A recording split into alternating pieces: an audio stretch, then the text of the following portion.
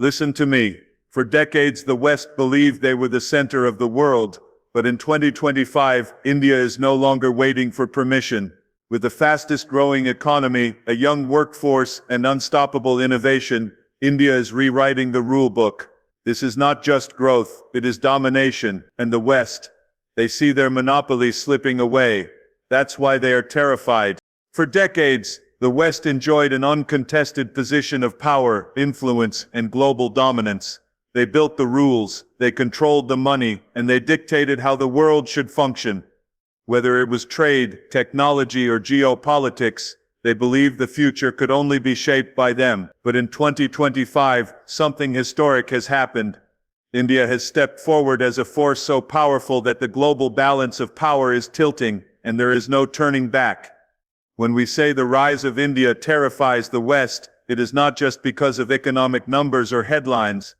It is because the shift is unstoppable, inevitable, and rewriting centuries of assumptions. This is not just a small crack in the system, it is the kind of power shift that transforms the entire world order. India's economy has become the engine of global growth. At a time when many Western economies are struggling with debt, inflation, and stagnation, India continues to surge forward with record-breaking GDP growth. It is not growth built on chance. It is driven by demographics, innovation, and ambition.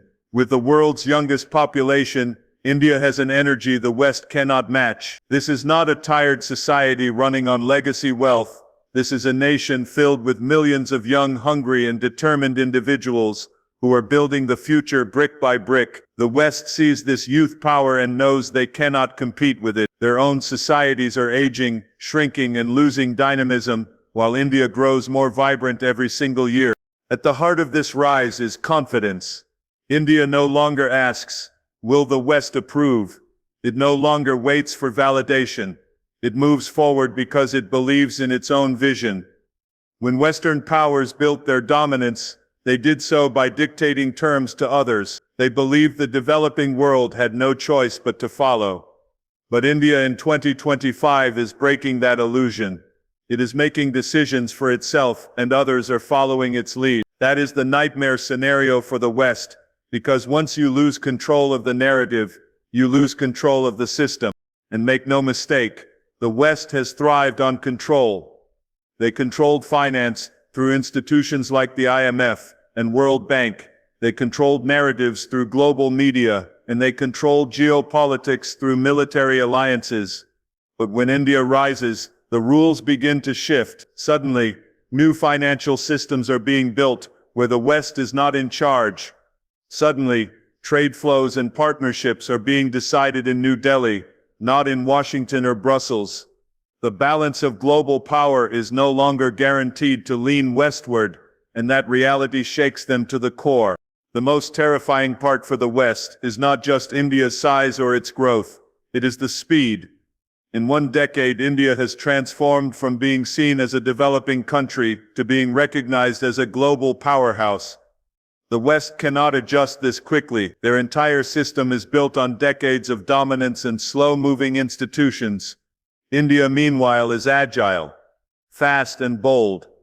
When a nation of over 1 billion people moves with speed, there is no way to contain it.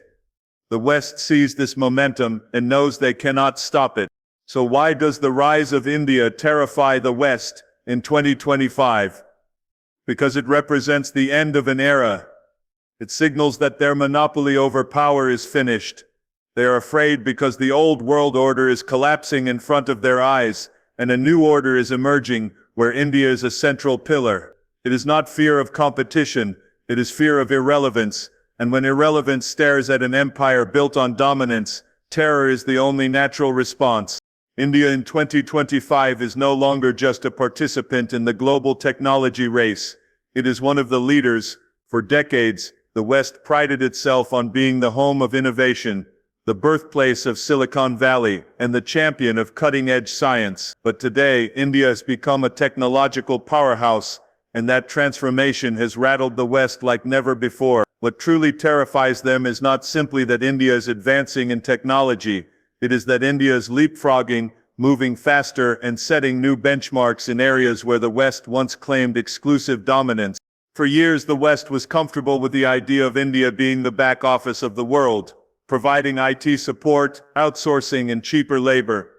But in 2025, India is not just supporting technology, it is creating it. The world's most ambitious digital payment systems, artificial intelligence research, space missions, and renewable energy projects are being designed and executed in India. This is not about catching up, this is about leading. When the West looks at India today, they don't see a follower, they see a competitor who is redefining the game itself. Artificial intelligence is one of the clearest examples. While the United States and Europe debate regulation and fight over control, India has turned its massive pool of engineers, coders, and researchers into an unstoppable AI force. With the largest young talent base on Earth, India is producing solutions not just for local needs, but for the global market. From healthcare AI systems that serve millions of patients, to agricultural AI that empowers farmers, India is proving that technology can scale at a level no Western nation can match. This ability to innovate for billions gives India a unique advantage. The West is terrified because its expensive, elite-driven model cannot compete with India's mass-driven innovation. Space exploration is another arena where India has shocked the world. Once dismissed as a country spending too much on rockets while having poverty, India has silenced critics by delivering high-impact, low-cost space missions. Chandrayaan-3's success was only the beginning. By 2025, India's space agency is collaborating with dozens of nations, launching satellites at a fraction of Western costs, and planning ambitious interplanetary missions.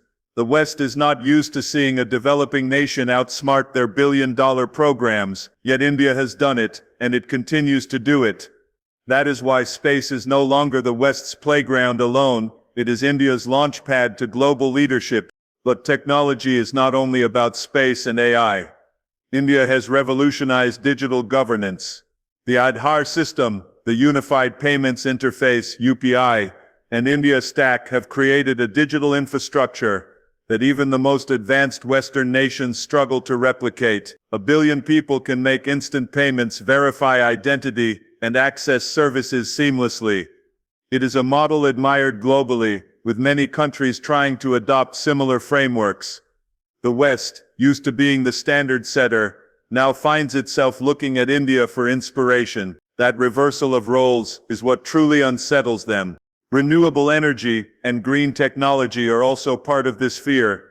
While the West preaches about climate change, India is taking action, from building massive solar farms to leading international coalitions on renewable energy. India is positioning itself as a clean energy giant. For the West, which has long used energy politics as a weapon, this is deeply worrying. If India achieves energy independence while exporting renewable solutions, it undercuts Western influence in global energy markets. That shift terrifies them because it threatens one of their most powerful tools of dominance. So why is India's technological rise so frightening to the West? Because technology is the real power of the 21st century. Guns and armies win battles, but innovation wins the future. The West is realizing that the future is not being written in California or Berlin.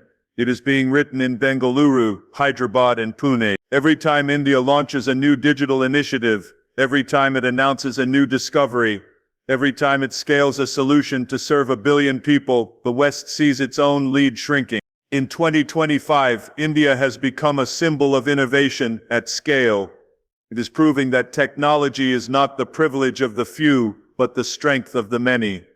And the West, they are terrified because their monopoly on progress has been broken. India has not just entered the game, it has taken the spotlight. And once the spotlight shifts, the old players are left in the shadows. Strategic independence is one of the most powerful weapons India carries in 2025, and it is one of the biggest reasons the West feels uneasy, even terrified. For decades, Western nations built a global system where smaller countries were forced to align, to choose sides, to follow their rules. They thrived on creating dependency, economic, military, or political, but India has broken that cycle.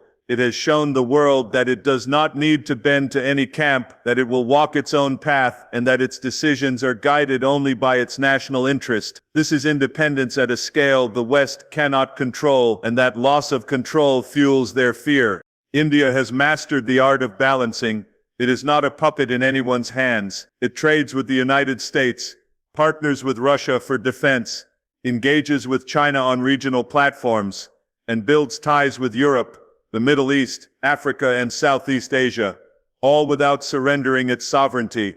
This multi-alignment strategy is something the West struggles to accept. For decades, their power rested on forcing nations to pick a side, East or West, America or the Soviet Union, NATO or non-NATO. But India rejects this binary game. It can shake hands with Washington one day and sign an energy deal with Moscow the next, all while maintaining strong ties with its Asian neighbors. That unpredictability is what terrifies Western strategists. The United States and its allies are used to countries leaning on their security umbrella or economic institutions, but India in 2025 is self-reliant. It makes its own defense equipment, builds its own digital networks, and decides its own policies. It refuses to be dictated to, whether it's about buying oil from Russia despite Western sanctions, or standing firm on its independent stance in the Israel-Palestine conflict, or refusing to lecture China at Washington's request. This independence sends a clear message: India cannot be pressured, it cannot be bought, and it cannot be intimidated. That reality shakes the Western system, which has long relied on coercion to maintain its dominance. India's foreign policy is rooted in pragmatism and strength. It understands that true power is not about choosing a master, it is about ensuring nobody becomes your master. This is why India invests in multiple partnerships, but never surrenders its decision-making. When it joins organizations like the ESCO or BRICS, it does so without abandoning its strategic dialogues with the G7 or Quad. When it strengthens ties with Russia, it does not compromise its growing defense cooperation with America. This balancing act frustrates the West because it prevents them from boxing India into their traditional categories of ally, client, or adversary. India is none of these. It is a power in its own right. Another element that terrifies the West is the influence India carries with this independent voice.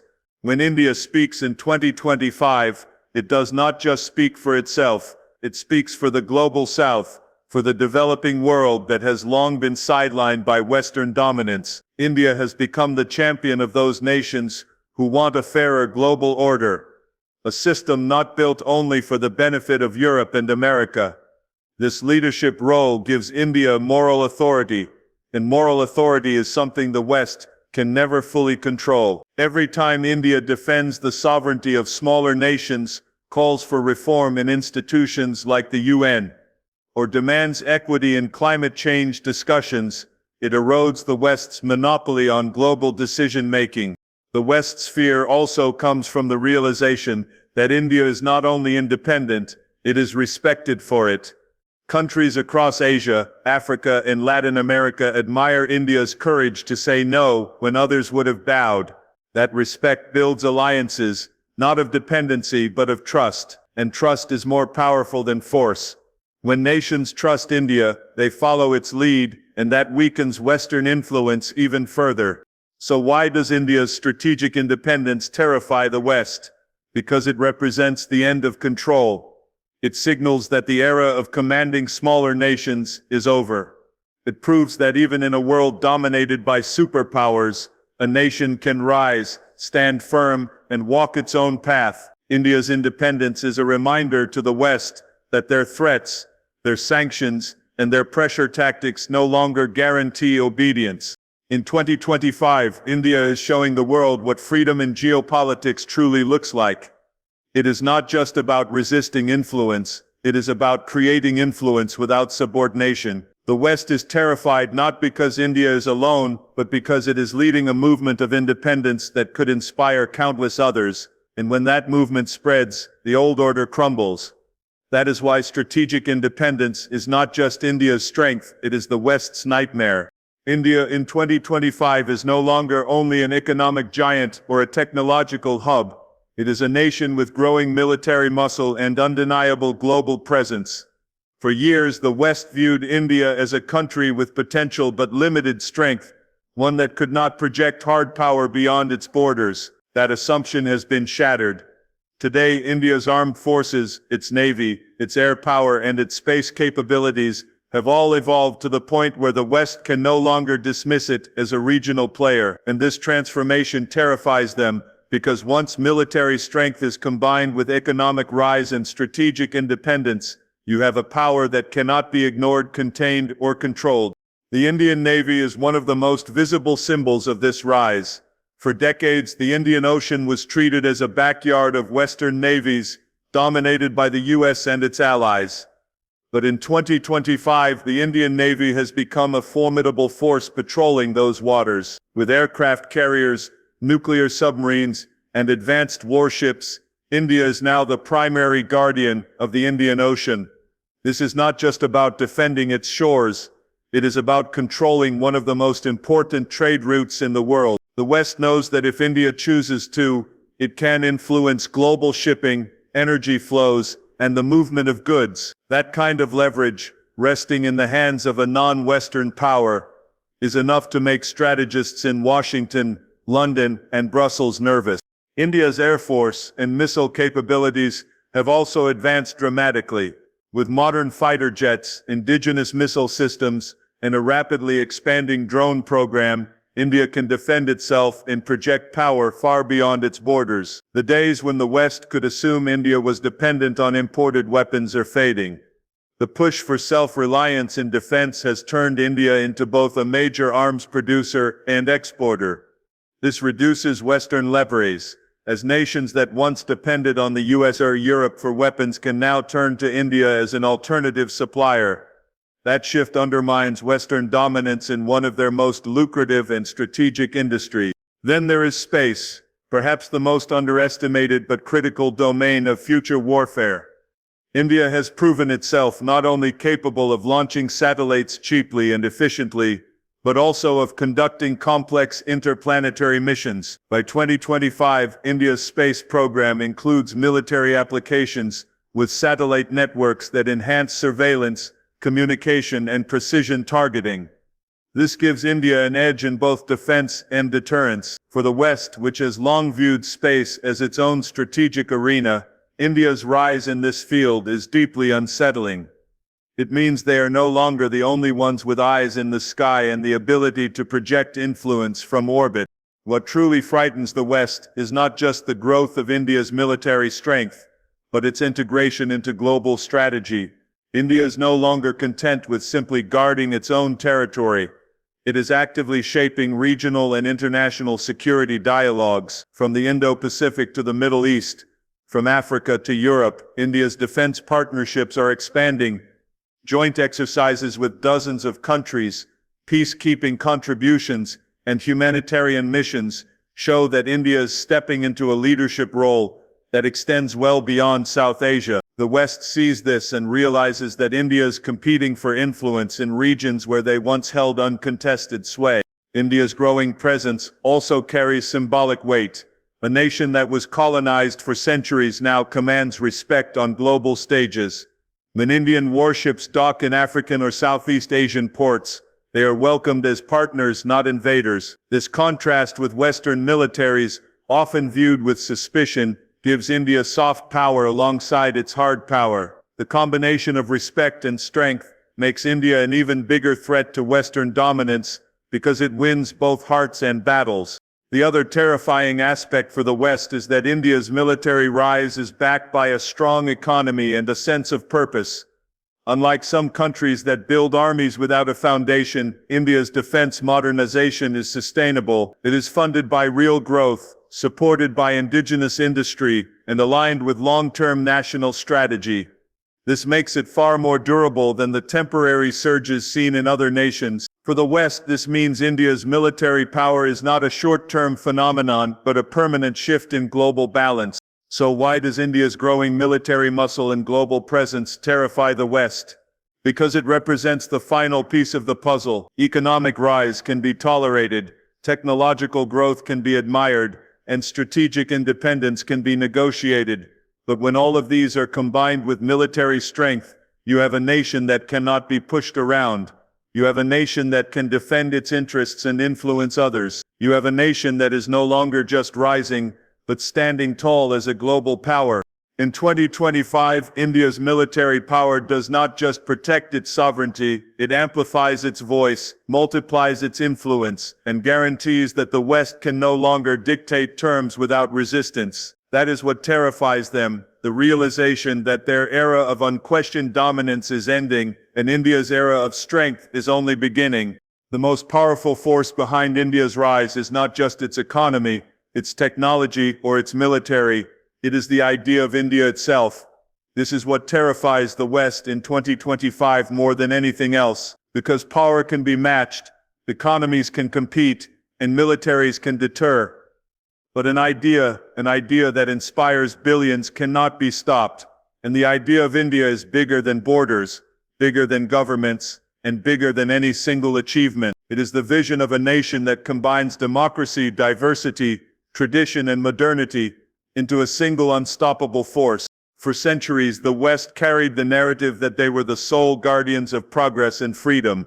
They told the world that democracy was their invention, that prosperity was tied to their leadership, and that modernity could only flow through them. But India shatters that narrative. Here is a nation of 1.4 billion people, home to every religion, every language, every culture, proving that democracy can thrive outside the West, that prosperity can grow outside their control, and that modernity can exist without abandoning tradition. This example is a direct threat to Western dominance, because it proves that the world does not need them to succeed.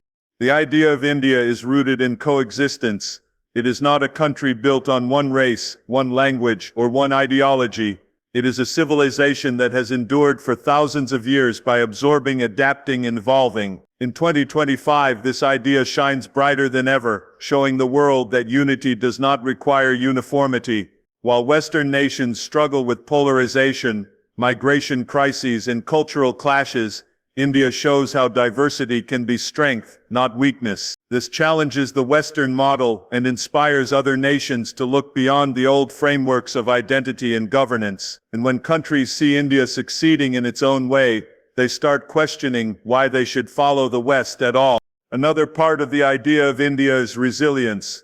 The West remembers how India was once colonized, how it was once written off as poor and weak. But today, that same nation has risen to become a global powerhouse. This story inspires billions across Africa, Asia, and Latin America. It says, if India can rise after centuries of exploitation, so can we. That message is dangerous for the West, because it threatens to break the psychological chains of dependency that have kept many nations tied to Western systems. India's rise tells the developing world that they are not destined to remain at the bottom of the global hierarchy. They can rise, they can lead, and they can do it without Western permission. The West also fears the moral authority that comes with this idea. India does not need to lecture the world, it lives by example. When India champions renewable energy, it speaks as a nation that is lifting millions out of poverty while still committing to sustainability. When it calls for reforms in the United Nations or financial institutions, it speaks with the weight of representing not just itself, but the entire global South. That credibility is something the West has lost. They talk about equality, but their actions show double standards. India, on the other hand, is building trust through authenticity. And authenticity is a power no weapon can defeat.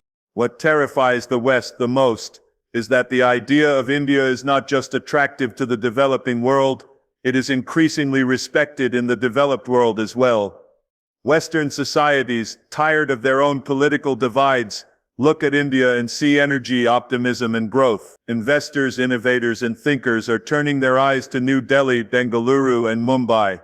India is no longer seen as a country catching up, it is seen as a country shaping the future. This soft power is harder to measure than missiles or GDP, but it is far more dangerous to Western dominance because it captures hearts and minds. So why does the idea of India terrify the West in 2025? Because it is unstoppable. You can sanction economies, you can block trade, you can even isolate nations diplomatically, but you cannot suppress an idea that resonates with billions. The idea of India proves that a nation can be ancient and modern, democratic and diverse, rooted in tradition yet soaring into the future. It proves that power does not have to look Western to be legitimate. In 2025, the rise of India is not just about numbers, it is about meaning. It is about the message that the future will not be written by the few, but by the many. And when the many rise, the monopoly of the West falls. That is why the idea of India terrifies them. It is not just a new power emerging, it is a new world being born.